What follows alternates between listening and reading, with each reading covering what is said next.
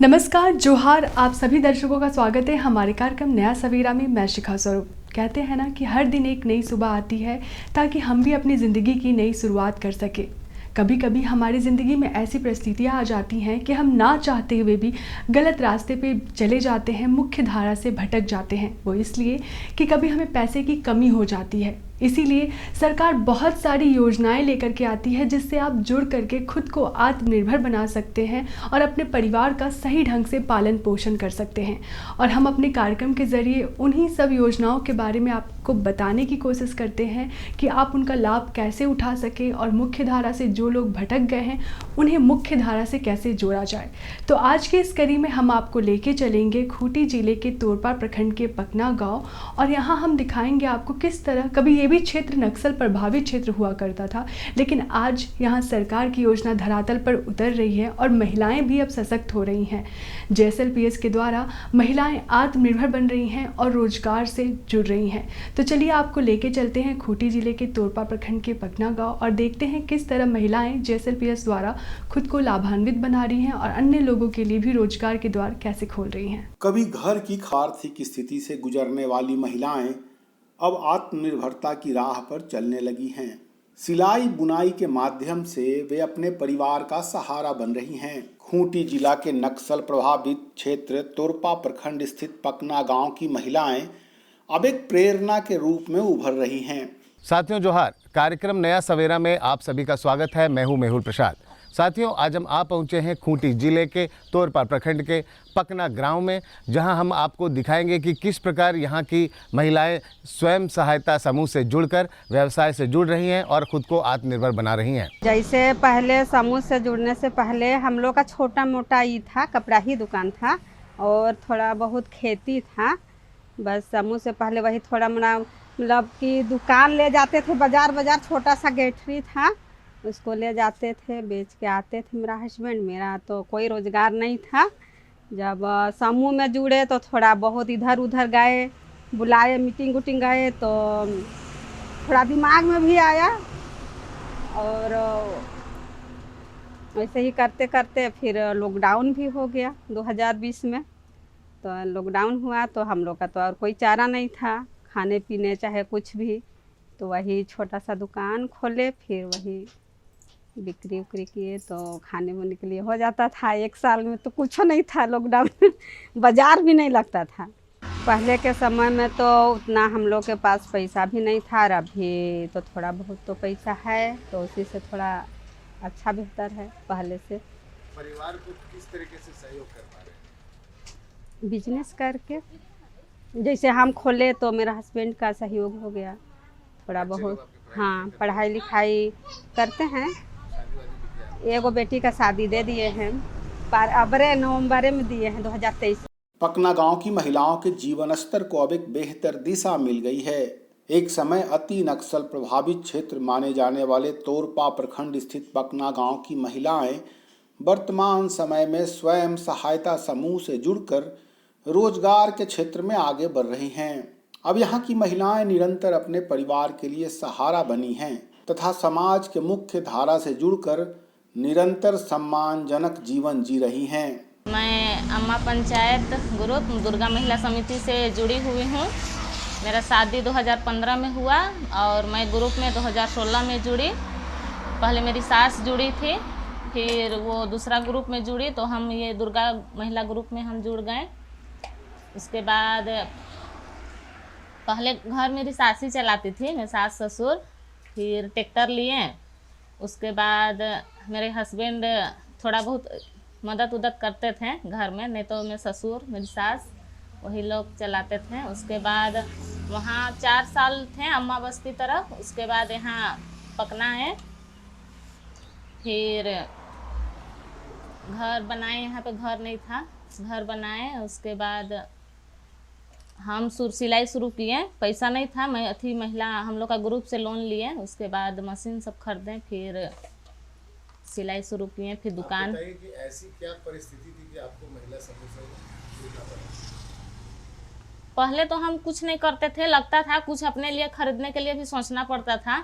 मतलब कुछ भी खरीदना चाहते थे तो एक बार मांगना पड़ता था हमको, और वैसा कमाई नहीं था हम लोग का, वैसा घर उर चलता था, लेकिन हम सोचते थे कि हम भी कुछ करेंगे। फिर बोले हम इसका पापा को कि हम भी कुछ करेंगे, सो वहाँ रोड साइड में हम लोग का ज़मीन है तो वहाँ घर बनाएंगे। उसके बाद बोले ठीक है बनाएंगे, फिर वही इधर आए घर बनाए। उसके बाद दुकान खोलें, फिर हम सिलाई शुरू किए।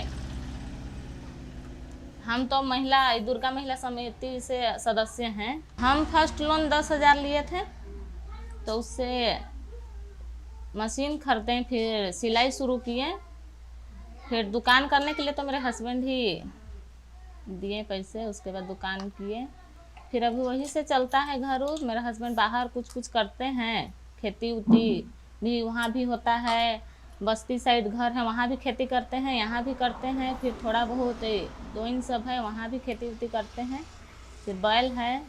तोरपा प्रखंड के ग्रामीण क्षेत्रों में महिलाएं मुख्य रूप से सिलाई बुनाई तथा खेती बाड़ी सहित कई कार्यों में बढ़ चढ़कर अपनी भागीदारी का निर्वाह कर रही हैं। वे इन कार्यों में अपनी भागीदारी सुनिश्चित कर रही हैं। तोरपा प्रखंड क्षेत्र में महिला स्वयं सहायता समूह से जुड़कर खुद के व्यवसाय के लिए ऋण प्राप्त कर वह स्वावलंबी बन रही हैं।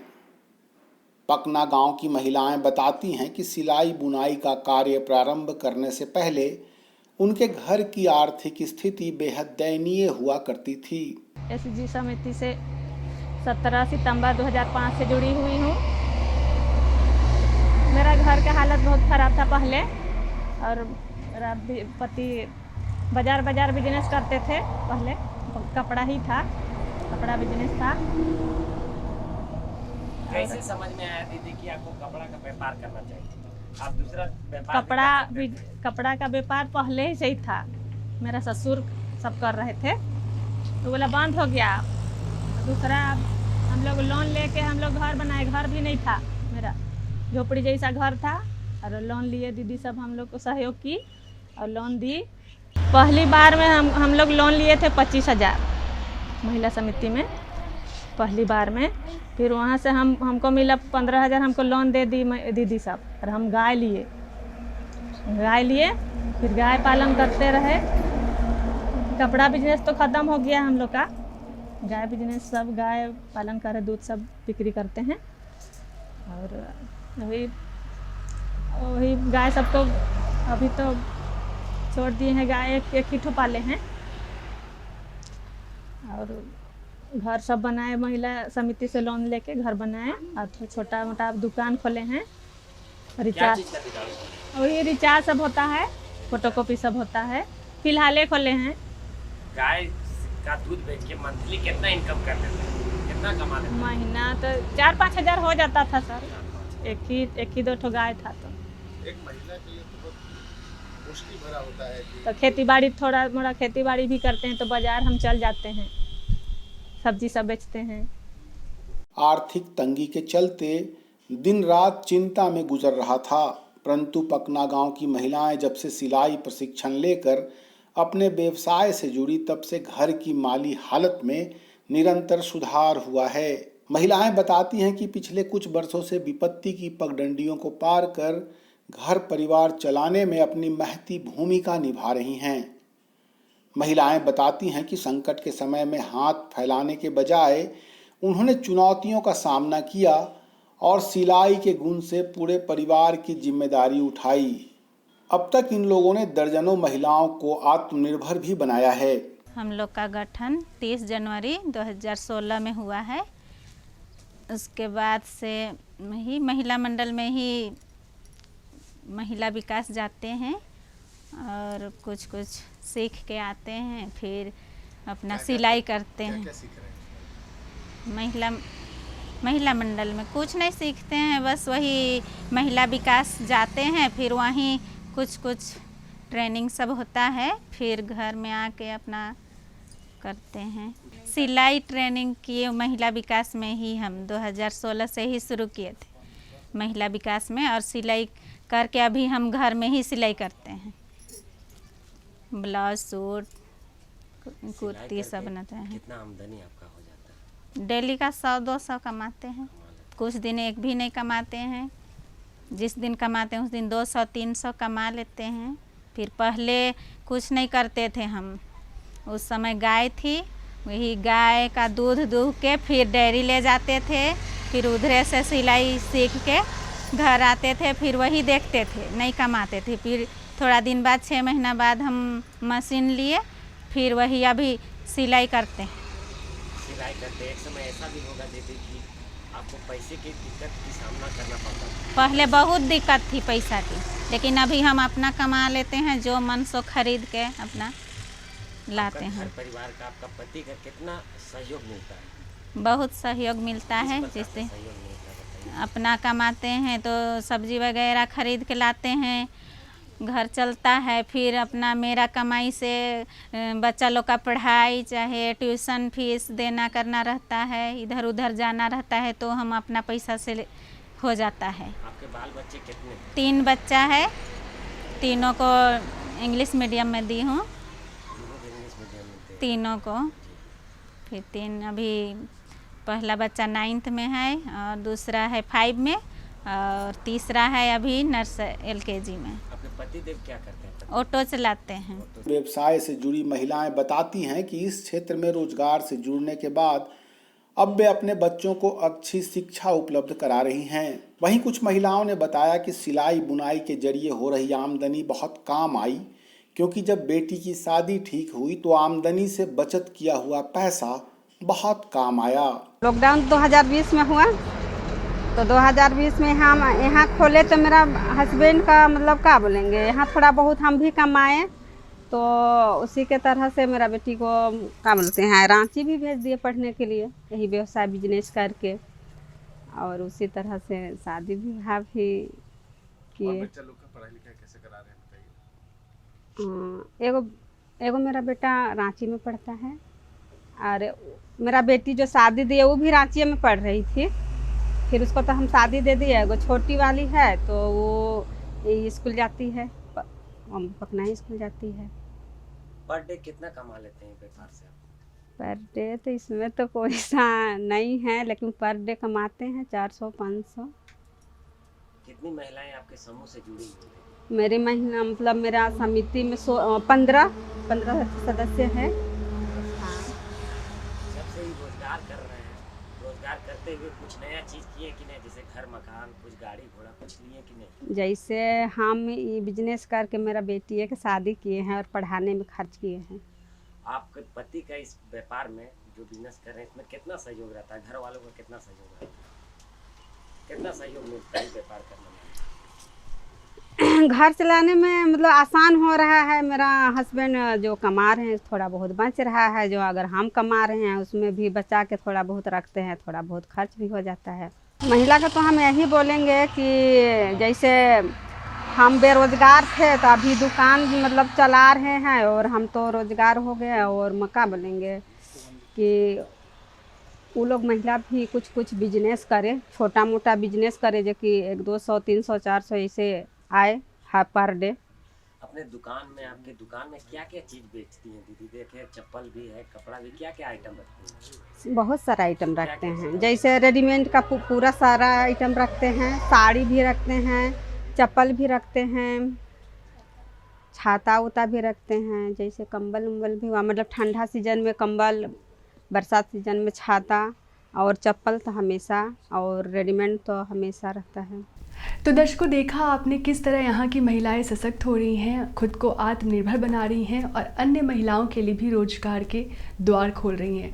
कहा जाता है ना कि अगर महिलाएं शिक्षित होंगी तो आने वाली पीढ़ी भी शिक्षित होती है, इसीलिए महिलाओं को आत्मनिर्भर बनना बेहद ज़रूरी है। तो चलिए अब कड़ी में आगे बढ़ते हैं। अब हम आपको लेके चलते हैं खूंटी जिले के ही तोरपा प्रखंड के बनई टोली गाँव, और वहाँ हम मिलवाएंगे आपको शीला देवी से, जो सिलाई का प्रशिक्षण पा करके अन्य महिलाओं को भी प्रशिक्षित कर रही हैं, कहा जाए तो अन्य महिलाओं को भी रोजगार दे रही हैं। तो चलिए शीला देवी से बात करते हैं और कैसे वो सिलाई प्रशिक्षण पा करके खुद को आत्मनिर्भर बना रही हैं और अन्य महिलाओं को रोजगार कैसे दे रही हैं। जी हाँ, जहाँ चाह वहाँ राह, ये कहावत आप सभी ने जरूर सुनी होगी। आज हम बात कर रहे हैं एक ऐसी महिला की जिसने विपत्ति के दौर से गुजरते हुए अपने हुनर के दम पर समाज के भीतर एक अलग पहचान बनाई। कभी अति उग्रवाद प्रभावित क्षेत्र माने जाने वाले खूंटी जिले के तोरपा प्रखंड स्थित बनई टोनी की रहने वाली शीला देवी ने परिवार के आर्थिक संकट के समय दूसरों के आगे हाथ फैलाने की बजाय चुनौतियों का सामना किया और सिलाई बुलाई का प्रशिक्षण प्राप्त कर आत्मनिर्भर बनी। आज हम खूंटी जिले के तोरपा प्रखंड में उपस्थित हैं। एक समय यह क्षेत्र नक्सल प्रभावित क्षेत्र हुआ करता था, लेकिन पुलिस प्रशासन और सरकार की नीतियों के कारण अब लगभग नक्सल मुक्त हो चुका है और तेजी से विकास हो रहा है। उग्रवाद प्रभावित क्षेत्र होने के कारण व्यवसाय पर इसका बहुत ही प्रतिकूल असर पड़ा था, लेकिन अब ऐसी स्थिति नहीं है। आज हम आपको एक ऐसी महिला से मिलवा रहे हैं जो उग्रवाद प्रभावित क्षेत्र में रहती थी, लेकिन अब वो सिलाई का बाकायदा प्रशिक्षण ली हुई है और दूसरे महिलाओं को भी प्रशिक्षित कर रही है। इनका नाम शीला देवी है। तो आइए मिलते हैं शीला देवी से और जानने का प्रयास करते हैं कि वो कहाँ से सीखी और कब से दूसरे महिलाओं को सिखा रही है और आज उग्रवाद प्रभावित क्षेत्र में इसका कितना असर पड़ा है और लोगों को व्यवसाय से किस तरह से जोड़ रही है। तो आइए मिलते हैं शीला देवी से। मैं ग्रुप के माध्यम से ही सिलाई का प्रशिक्षण का विचार आया। जब हम लोग ग्रुप 2018 तारीख 2005 को हम लोग का ग्रुप का गठन हुआ था। उस समय जब हम लोग महिला विकास कुछ प्रोग्राम के लिए जाते आते थे तो हम वहाँ देखे कि कुछ लोग सिलाई का प्रशिक्षण ले रही है। अब उसमें मेरा अपना मन से सवाल उठा कि क्यों ना मेरे हस्बैंड बाज़ार में कुछ छोटा मोटा रेडीमेड का काम करते थे, तो हमका अपना मन में सवाल उठा कि हम कुछ सिलाई करके हम और बिजनेस को बढ़ा सकें। जैसे हम लोग को मार्गदर्शन मिला महिला विकास में, उसी प्रकार से हम सिलाई के लिए वहाँ प्रशिक्षण के लिए एडमिशन कराए। एडमिशन में हम सिर्फ मेरे बच्चे के कारण हम सिर्फ 15 दिन हम महिला विकास में अपना सजेशन लिए। वहाँ से जो भी था हम जल्दी में उनसे हम प्रशिक्षण लिए और हम उसी को आके एक बार घर में अपना पुराना कपड़ा से खोल के उसको रिपीट किए। खोलने के बाद में उसको दोबारा से हम सिलाई कैसे होता है उसको सिलने का उसमें प्रैक्टिस किए और हमको आ गया पूरा। शीला देवी ने सिलाई बुनाई का गुण सीखा और अपने परिवार को आर्थिक संकट के दौर से बाहर निकाला। शीला देवी खुद तो आत्मनिर्भर बनी ही, अब तक उन्होंने दर्जनों महिलाओं को सिलाई बुलाई का प्रशिक्षण देकर आत्मनिर्भर भी बनाया है। शीला देवी बताती हैं कि आर्थिक तंगी के दिनों में निरंतर चिंता और भय बना रहता था। प्रशिक्षण के बाद में जैसे हम लगा कि हम अगल बगल जैसे मेरा गांव में दारू हांडी बनाता है, क्यों ना हम ये शिक्षण दें और मेरे तरह वो लोग भी आगे बढ़े, ताकि हमने यहाँ सेंटर खोलने का मन में विचार लाए। सेंटर खोलने के बाद में मेरा अगल बगल की 1-2 ग्रुप की लड़की लोग भी मतलब औरत लोग प्रशिक्षण शुरू की। उसके बाद धीरे धीरे मेरा प्रचार बढ़ते गया। जैसे जैसे प्रचार बढ़ते गया, दूर से जैसे अगल बगल का गांव से भी आती हैं, अभी तो दूर दूर से भी आ जाती हैं। जैसे आपका केनालोया तरफ से भी आ जाती हैं, इधर कोरकोटोली क्या आगे है और मेंजा, इस सब से आती हैं। उसके सिलाई प्रशिक्षण शुरू की थी तो क्या क्या कठिनाई का सामना करना पड़ा, मतलब क्या क्या कठिनाई आया जिसको आप पार कर दिक्कत हुआ जिसको पार करके लेकिन आप सीखी एकदम उसके बारे में? हम जब सिलाई सीखे उस समय मेरा बच्चा छोटा था, मेरा लड़का बच्चा छोटा था। उसको हमको छोड़ के जा रहे थे, हम उसको स्कूल मतलब यहाँ पर एक शिशु मंदिर स्कूल था, वहाँ गांव का स्कूल में भेजते थे। वहाँ भेजने के बाद मैं प्रशिक्षण के लिए तोरपा महिला विकास केंद्र जाती थी प्रशिक्षण के लिए।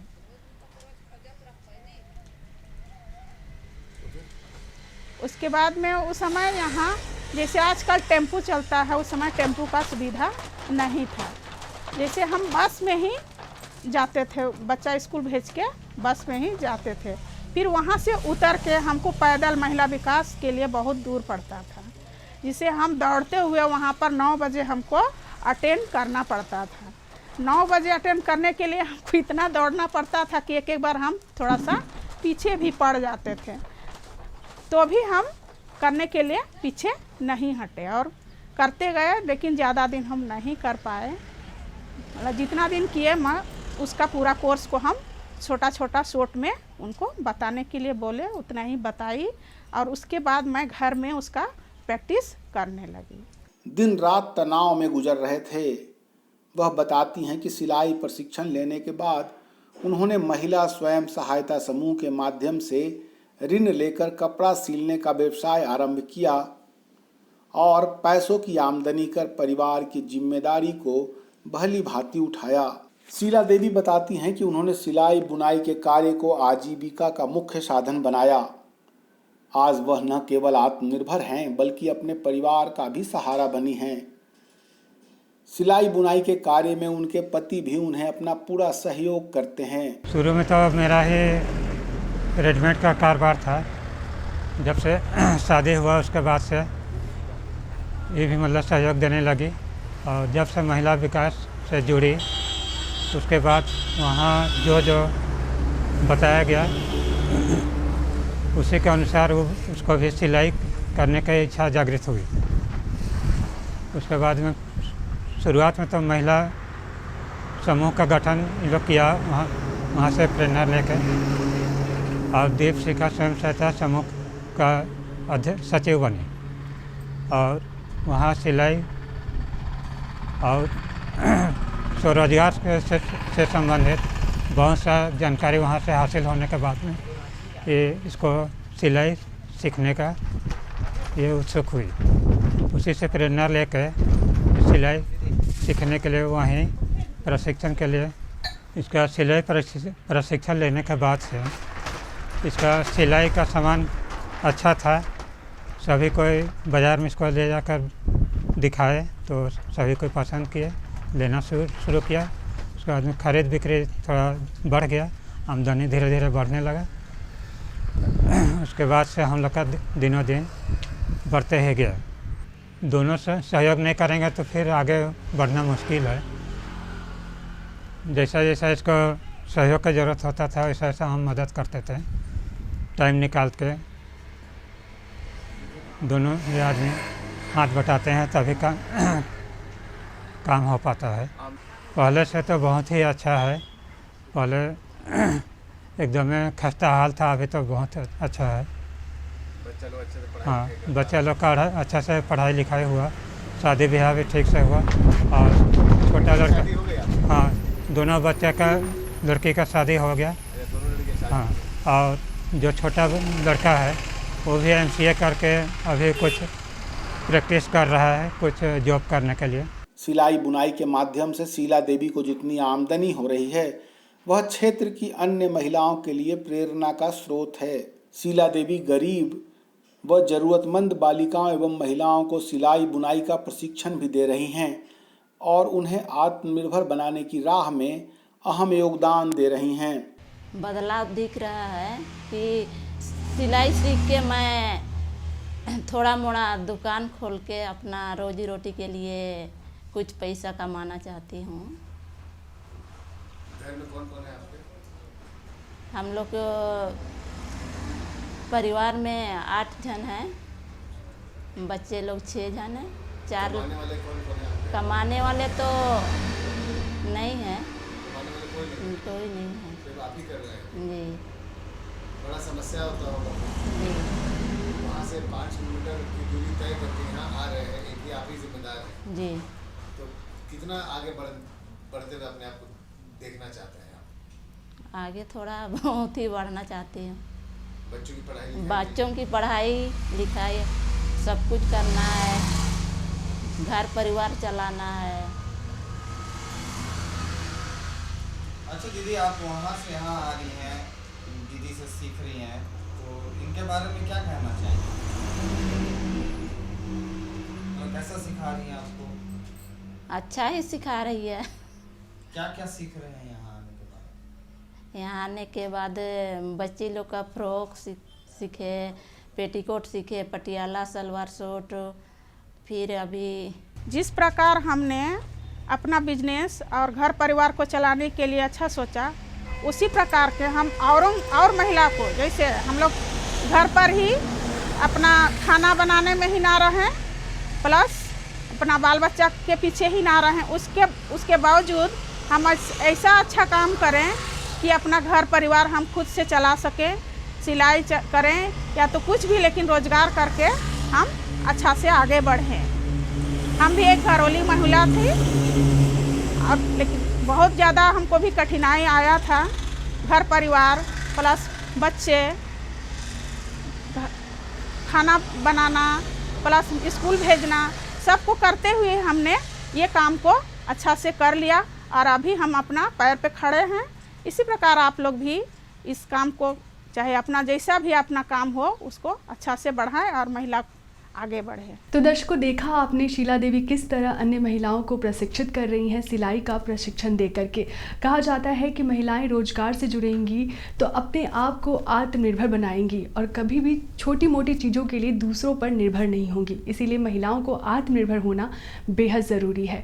और हम अपने कार्यक्रम के ज़रिए आपको यही बताने की कोशिश करते हैं कि सरकार बहुत सारी योजनाएँ ले करके आती है।